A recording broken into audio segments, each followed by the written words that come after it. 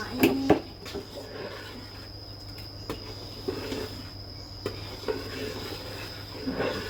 กระบอกลงอยู่ประมาณ2 ขอบ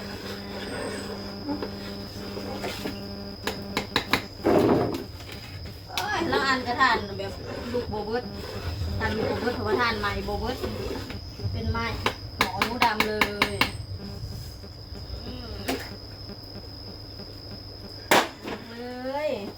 สบายดีพี่น้องถักทายสบายดีพี่น้องปองไปวันสุขุสุขคนได้จ้ามื้อนี้อยู่บ้านพี่น้องบ่ได้ไปทางใดอะไรปะเฮ็ดยังอันน่ะถือโอกาสเฮ็ดปักม่วงพี่น้องปักม่วงก็เก็บไว้แต่ละมื้อเนาะเพราะว่าช่วงนี้ก็เป็นฤดูกาลมะม่วงสุกพี่น้องมะม่วงปีนี้คือแบบเป็นทุกต้นว่าซั่นซะหล่นกองถิ่มอยู่คายกับบริคายพอพายกับมีเนาะเพราะว่ามันเป็นลายแหงพี่น้องเป็นกูต้นซ้ำวะคือว่าแหละเดี๋ยวไปทางใดแบบกลายไปซ้ายมีต้นมะม่วงก็คือต้องมีหมากปีนี้ค่ะก็หล่นในสวนนี่ก็หล่นแต่ละมื้อพี่น้องกินกับบหวานบไหวเนาะท่านเฮาบริเฮ็ดยังเฮาว่างๆยังว่าเฮาเฮ็ดมะม่วงแผ่นไว้แต่ละมื้ออันนี้ให้สิมีโอกาสได้เฮ็ดพี่น้องคุณยายทอนบอกว่าญาติเวลาเฮ็ดนะเด้อมันกับบ่ง่ายปานใดเด้อจ้าเฮ็ดมะม่วงแผ่นเพื่อเฮาสิมาปาดเอาเนื้อขูดเอาเนื้อเลยกะมาปั่นแล้วก็มาต้มจังซี่พี่น้องแล้วก็เพื่อสิไปตากเพื่อสิแห้งอีกตากก็ต้องแบบตากเฮ็ดบางๆเนี่ยดาวล่างกระโตกเตรียมพร้อมตากมะม่วงบางคนเพิ่นก็สิ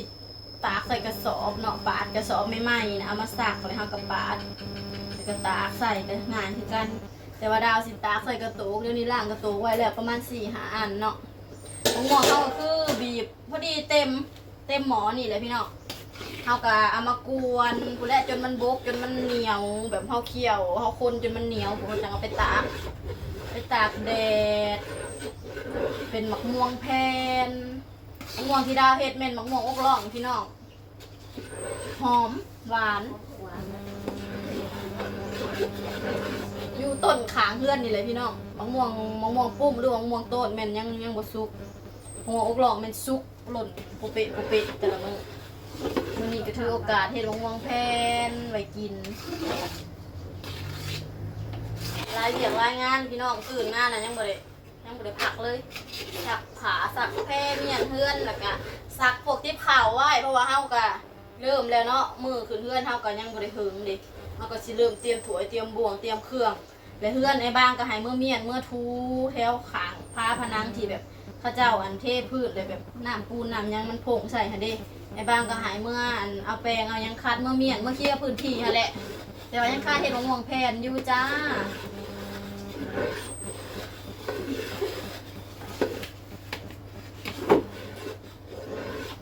เกิดสิบก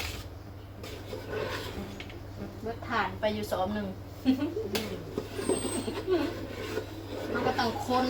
ตลอดเพราะว่ายันมันติดก้นหมอยันมันใหม่พี่น้องมันจะไม่อร่อยค่ะห่วงแพนตักใส่กระปุกไว้กิน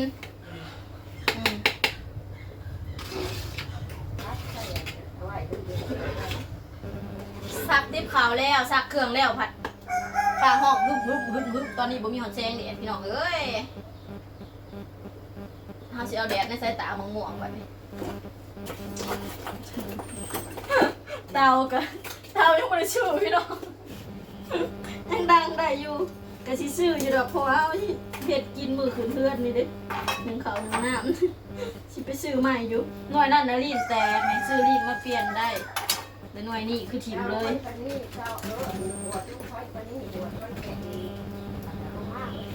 หน่วยนี้คือถิ่มเลยจ้าเขาก็ซื้อเอาอีกแกหวดหนึ่งซื้อเอาหวดนะซื้อเอาหวดได้เนาะตัวข้าวหนึ่งคู่มือนี่นะมวยเนาะตัวที่ซีกได้นะหวดเนาะใช่ไหมหัวเจ้าคอนหัวเจ้าคอนมวยล่ะสุดเอาพัดลมมาเปิดใครเนี่ยสั่นแล้วพอแห้งไปเอ้ยมาเปิดใช้เฮานี่แหละพัดลมนะคะเอาพัดลมมาเปิดจังบ่หอนปันใดเด็กๆกับไปหลิบอยู่เพิ่งเงียบดีขนาดเลยตอนนี้เด็ก แต่เด็กๆอยู่กับทุกบทประสานมากเลยค่ะฮะ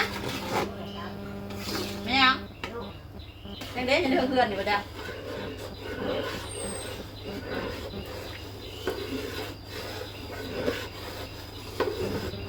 คนแล้วก็คนดาวเฮาบ่อนต่างบ่อนเหียงบ่นี่กระเดืองงับเลยกระเดืองงับอยู่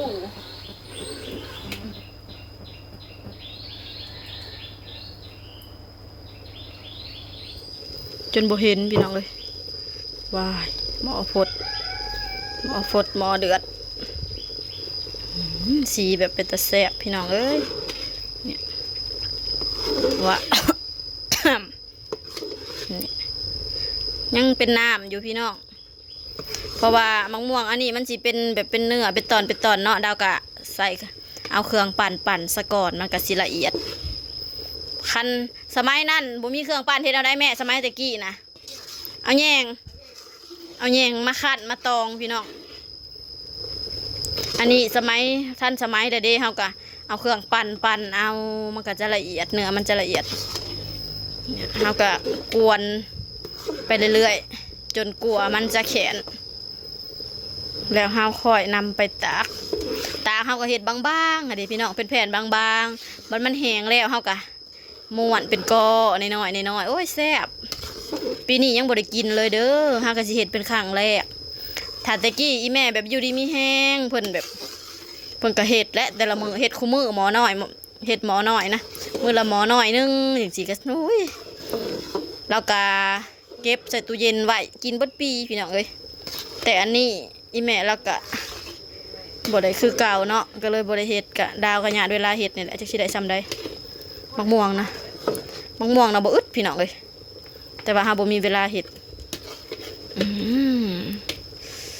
ไป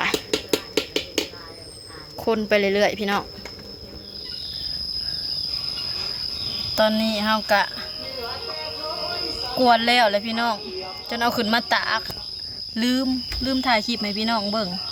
ก็เลยมาถ่ายเอาตอนตากเลยซะตากอยู่หลังคาเฮือนผู้ใดพี่น้องจ้ะพอบ้านสวนเฮาบ่มีแดดเลยเฮาก็เลยเอาบันไดมาปีนบันไดตากแดดก็บ่ค่อยมีปานใดอยากออกคึมๆร้ายกว่านี่ได้อยู่หากระโตกใหญ่2กระโตกน้อย3พี่น้องตากอยู่หลังคาบ้านอย่าขึ้นมาได้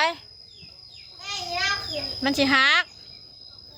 พี่น้องเดี๋ยวเฮาก็ตากจนมันแห้งแล้วเฮาก็จะมาบัดตอนเฮาเก็บแม่นเฮาม้วนเฮ็ดเป็นเกาะพี่น้อง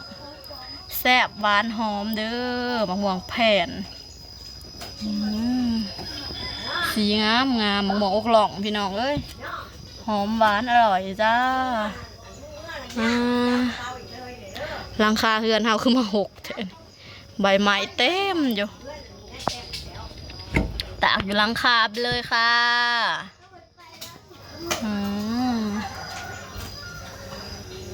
โอเคจ้ะพี่น้องเดี๋ยวถ่าเบิ่งบัดตอนมันแห้งแล้วตอนที่เฮาเก็บกู้เด้อจ้าฝากกดไลค์กดแชร์ฝากเป็นกำลังใจให้ดาวเด้อพี่น้องเจอกันคลิปหน้าเด้อพี่น้องเด้อ